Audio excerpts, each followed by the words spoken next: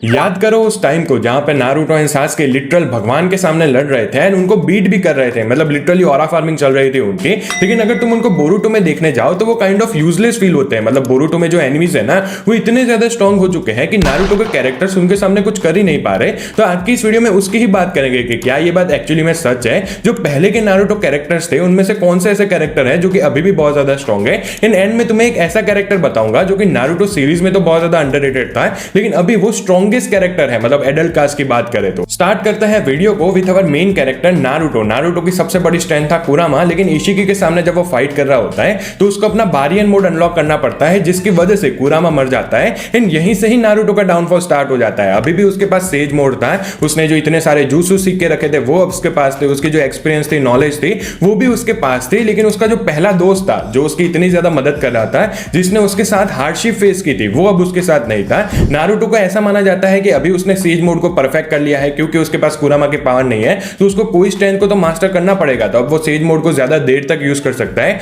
उसकी durability, strength, sensing power और ज्यादा बढ़ चुकी है। लेकिन अगर तुम उसको कंपेयर करो प्राइम नारुतो के साथ तो वो कुछ भी नहीं है, क्योंकि उसने अपने कुरामा अवतार मोड को खो दिया है। वो अब टेल बीस्ट बॉम्ब नहीं छोड़ सकता। उसके अलावा उसकी रीजनरेशन पावर कम हो चुकी है। एंड ओवरऑल उसकी जो ड्यूरेबिलिटी होती है, स्ट्रेंथ होती है, स्पीड होती है, वो सारी चीजें कम हो चुकी है। तो जहां पे अपना नारुतो इशिकी के सामने फाइट कर रहा था, ऑरा फार्म कर रहा था, उसको वन शॉट कर रहा था, अगर अभी का नारुतो उसके सामने लड़ेगा तो वो कुछ भी नहीं कर सकता है। जो बोरुटो के लेवल का भी थ्रेट आ रही है, बेसिकली जूरास हो गए, जीगेन लेवल के थ्रेट बंदे हो गए, उनके सामने भी नारुतो कुछ नहीं कर सकता। तो ये अच्छी बात है कि वो अभी लॉक्ड है, क्योंकि अगर वो लॉक्ड ही होता ना तो अभी इंस्टेंटली मर जाता। एंड नारुतो से भी ज्यादा बुरा हाल चल रहा है अपने सास्के भाई साहब का, जो कि एक टाइम पे लिटरल गॉड के सामने 1v1 कर रहा था, जो कि मैसेकर कर रहा था बहुत सारे लोगों का। अपने नारुतो को उसने ऑलमोस्ट बीट कर दिया था 1v1 के अंदर। लेकिन जब वो इशिकी के सामने फाइट करता है, उसके रिनेगान चली जाती है, तो उसकी जो मोस्ट स्ट्रेंथ होती है ना वो भी चली जाती है। अभी भी उसके पास सुसानो की एबिलिटी है, उसके पास शारिंगान है, तो वो लोगों को पढ़ सकता है, गेंजुसु के अंदर डाल सकता है। उसके पास जो चिदोरी वाले अटैक हो गए, उसके जो स्वॉर्ड की स्किल्स है वो अभी भी है। लेकिन तुम सारे लोग अग्री करोगे कि सास्के, क्योंकि उचिहा है तो उसकी सबसे ज्यादा स्ट्रेंथ थी उसके आई प्रावेस एंड मेनली रिनेगान की पावर। रिनेगान से वो अपने स्पेस टाइम को कंट्रोल कर सकता था, वो दूसरों के साथ स्वैप कर सकता था। एंड यही वो करता था बैटल के दौरान, क्योंकि एनिमीज ये चीजों को एक्सपेक्ट ही नहीं करते थे, तो वो इंस्टेंटली उनको मार सकता था।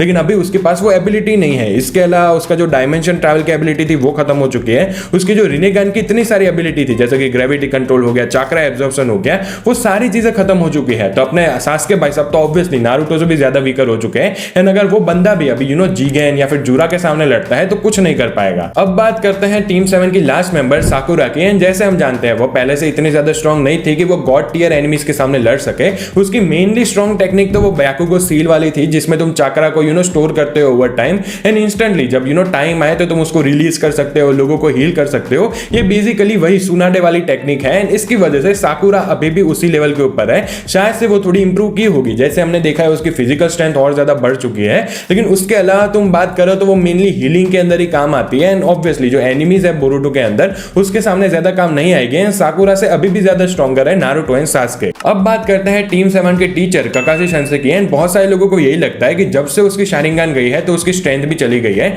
एंड ये बात झूठ नहीं है। बेसिकली शारिंगान से वो कामुई को यूज कर सकता था, जो कि उसको बहुत ज्यादा मदद देती थी स्ट्रॉन्ग अपोनेंट के सामने। लेकिन क्योंकि अभी उसके पास शारिंगान नहीं है तो वो उसको यूज नहीं कर सकता है। इसके अलावा अभी वो चिडोरी को यूज नहीं कर सकता था, लेकिन उसने चिडोरी को कन्वर्ट कर दिया पर्पल लाइटनिंग में। इसके अलावा अभी उसके पास 1000 jutsu तो है ही है, उसकी जो एलीट लेवल की आईक्यू है, उसकी जो स्ट्रेंथ है, वो सारी भी चीजें हैं। जैसे हम जानते हैं वो पहले से ही जो गॉड टियर एनिमीज होते हैं उनके सामने फाइट नहीं कर सकता था।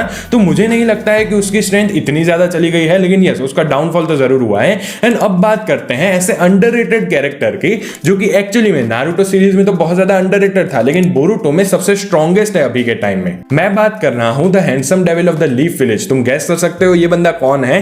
रॉक ली की ओजी नारुतो में ये बंदा बहुत ज्यादा स्ट्रॉन्ग था। सास्के उससे बहुत ज्यादा जेलस था, उसका मूव्स को कॉपी कर रहा था। ये बंदा गारा के सामने लड़ता है, बहुत ज्यादा शाइन करता है इस सीरीज में। लेकिन जब नारुतो शिपुडन आता है तो पता नहीं क्यों इसको साइडलाइन कर दिया जाता है एंड उल्टा फोकस हो जाता है अपने माइट गाय के ऊपर, जो कि ऑब्वियसली लास्ट में होता है। लेकिन फिर भी तुम सोचने जाओ, इस बंदे ने ऑलरेडी 7th गेट को मास्टर कर लिया था।